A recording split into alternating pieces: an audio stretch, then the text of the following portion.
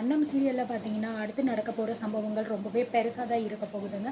So பத்தாததுக்கு இப்போ வந்து இந்த சுந்தரம் அவங்க அம்மா அதுக்கப்புறம் இந்த கௌரவி இவங்க 3 பேருமே பார்த்தீங்கன்னா இப்போ வந்து அண்ணனும் ரம்யாவும் எந்த அளவுக்கு இப்போ சண்டை போட்டுக்கிட்டு இருக்காங்க. அண்ட் அது மட்டும் கிடையாது, இந்த குடும்பத்தை எப்படியாவது ஒரு வழி ஆக்கணும் அப்படின்னா ஸோ இவளை வச்சே நம்ம பண்ணலாம் அப்படிங்கிற மாதிரி முடிவெடுக்கிறாங்க.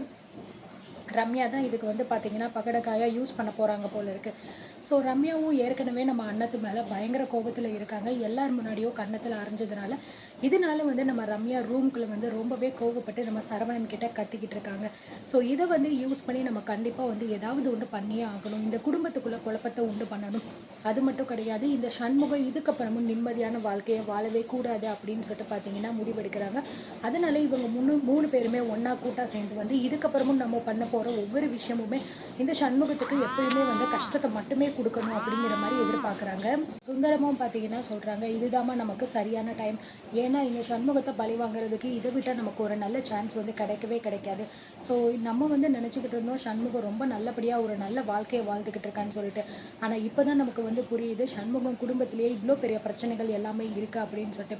அது மட்டும் கிடையாது, அவனோட பெரிய மருமகளே வந்து போதும் நம்மளோட காரியத்தை நம்ம கச்சிதமாக பண்ணி முடிக்கிறதுக்கு. அவளை மட்டும் நம்ம கைக்குள்ளே நம்ம போட்டுக்கணும் அப்படிங்கிற மாதிரி நினைக்கிறாங்க. ஸோ கௌரவ் கேட்குறா, இதனால நமக்கு என்ன மாமா வந்து பெனிஃபிட் இருக்க போகுது அப்படின்னு கேட்கும்போது, உன் மாமா சொல்கிறது சரிதான் கௌரவ். ஏன் அப்படின்னா அந்த ரம்யா வந்து பார்த்தீங்கன்னா அன்னத்தை பழி வாங்கணும், சண்முகத்தை பழி வாங்கணும் அப்படின்னு நினச்சிக்கிட்டு இருக்கா. ஏற்கனவே இந்த கார்த்தியும் ரம்யாவும் வந்து காதலிச்சு தான் வந்து இருந்திருக்காங்க.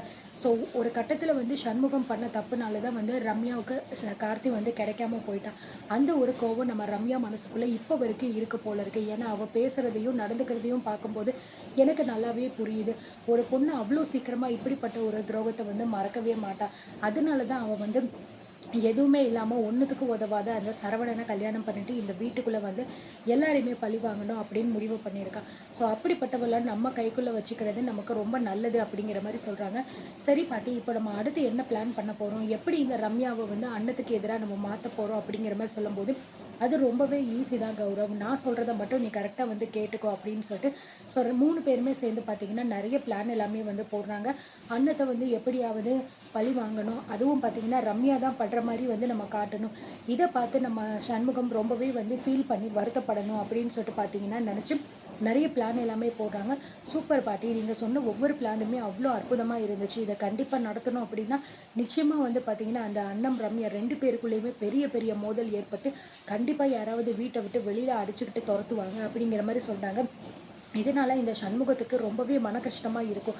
இதை தானே நம்ம எதிர்பார்த்தோம், கண்டிப்பாக நம்ம பண்ணிடலாம் அப்படிங்கிற மாதிரி பார்த்தீங்கன்னா கௌரவும் வந்து சொல்லிக்கிட்டு இருக்கா.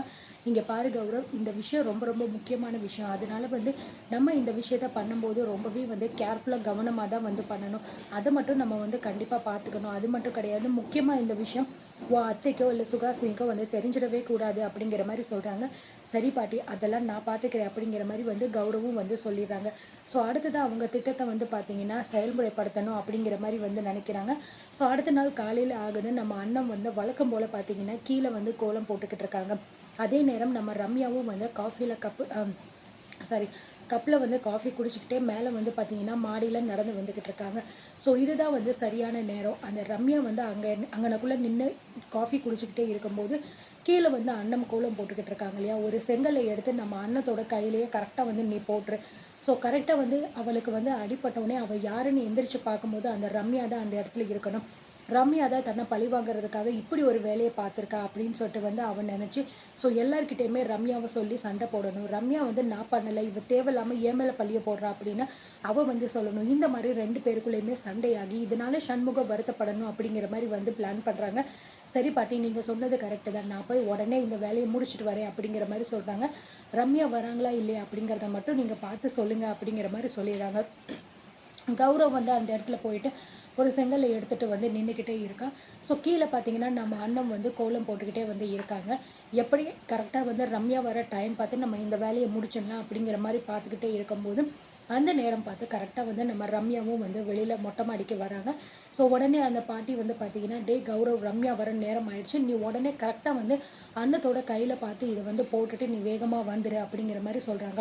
அதே மாதிரி பார்த்தீங்கன்னா, கரெக்ட்டா அந்த கௌரவமே வந்து அந்த செங்கல எடுத்து நம்ம அன்னத்தோட கையிலேயே வந்து போட்டுறாரு. ஸோ, இதனால அன்னத்தோட கையில பார்த்தீங்கன்னா, பயங்கரமா பட்டு ரொம்பவே வலிக்க ஆரம்பிச்சுருது.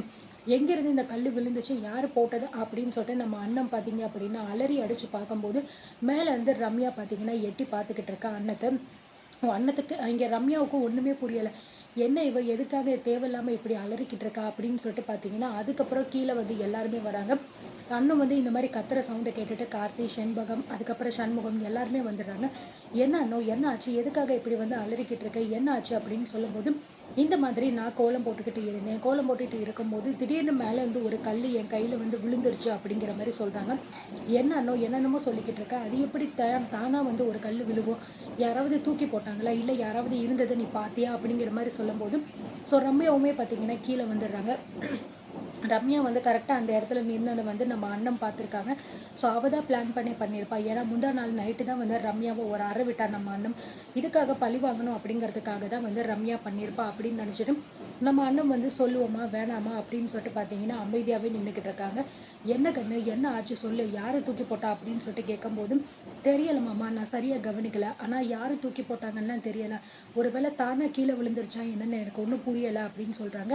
அது எப்படி எதுவுமே இல்லாம தானா வந்து விழுகும்? ஒழுங்கா சொல்லிரு அண்ணோம். யாராவது நின்னுருந்தாங்கன்னு நீ பார்த்தியா? அப்படின்னு சொல்லும்போது, ஸோ நம்ம ரம்யாவ பார்த்தீங்க அப்படின்னா, அண்ணன் வந்து திரும்பி பார்க்குறேன்.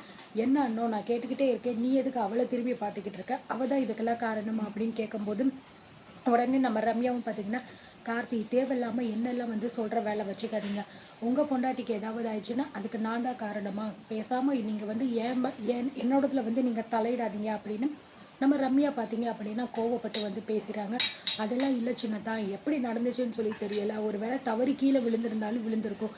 பரவால்ல பார்த்துக்கலாம்" அப்படின்னு சொல்லிட்டு பார்த்தீங்கன்னா வந்து நம்ம அண்ணன் வந்து அப்படியே விட்டுர்றாங்க. ஸோ ரம்யாவ சொல்லி ரம்யா கூட பெரிய பிரச்சனை பண்ணுவாங்க அப்படின்னு சொல்லிட்டு இந்த சுந்தரம், கௌரவ் எல்லாருமே நினச்சுக்கிட்டு இருக்கும்போது, நம்ம அண்ணன் பார்த்தீங்கன்னா, எதுவுமே வந்து நடக்காத மாரி பரவால்ல விடுங்க அப்படின்னு சொன்னதுனால, இவங்க 3 பேருக்குமே பார்த்தீங்கன்னா, ரொம்பவே ஷாக் ஆயிருது. ஸோ உடனே எப்படியாவது குட்டைய கலப்பணும் அப்படிங்கிறதுக்காக நம்ம சுந்தரம் சொல்றாரு. "அது எப்படிம்மா? எப்படி வந்து இத வந்து எவ்வளோ ஈஸியான விஷயமா விட சொல்ற? கையில விழுந்தது தவறி உன் தலையில எல்லாம் விழுந்திருந்துச்சு அப்படின்னா என்ன ஆயிருக்கும் சொல்லு பார்ப்போம்? உயிருக்கே ஆபத்தா போயிருக்கும்லம்மா. இப்படிப்பட்ட விஷயத்த வந்து யாரு பண்ணியிருப்பா? ஒரு வேளை நேத்து நைட்டு நீ வந்து கோவத்துல அ ர ஒன் அ ரம்யாவ அரைஞ்சதுனால ஒரு வேளை அவ பண்ணியிருப்பாளோ?" அப்படிங்கிற மாரி சொல்லும்போது, எல்லாருமே ஷாக் ஆகி பார்க்குறாங்க. "அங்கிள் என்ன பேசிக்கிட்டு இருக்கீங்க நீங்க?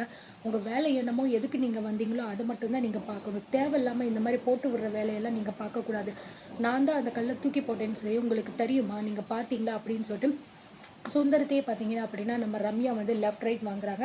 "அது இல்லம்மா, அப்போ எப்படிம்மா? நீ வந்து கரெக்ட்டா அங்க நிக்கும்போது தானே இது விழுந்திருக்கு" அப்படின்னு சொல்லும்போது, "நீங்க அத பார்த்தீங்களா?" அப்படின்னு சொல்லும்போது, அந்த அமராவதி பார்த்தீங்கன்னா, "ஆமா நான் பார்த்தேன்" அப்படிங்கிற மாரி சொல்லிர்றாங்க. ஸோ இதனால எல்லாருமே பயங்கரமா ஷாக் ஆகிர்றாங்க. இதுக்கப்புறம் என்ன நடக்க போகுது? ஸோ உண்மையிலேயே பார்த்தீங்கன்னா, அன்னத்து மேல போட்டது கௌரவ் தான். ஆனா ரம்யா மேல பழி விழுக போகுது. அத எப்படி நம்ம ரம்யா பார்த்தீங்கன்னா, இல்லன்னு சொல்லி நிரூபிக்க போறாங்க அப்படிங்கிறத பார்த்து தெரிஞ்சுக்கலாம்.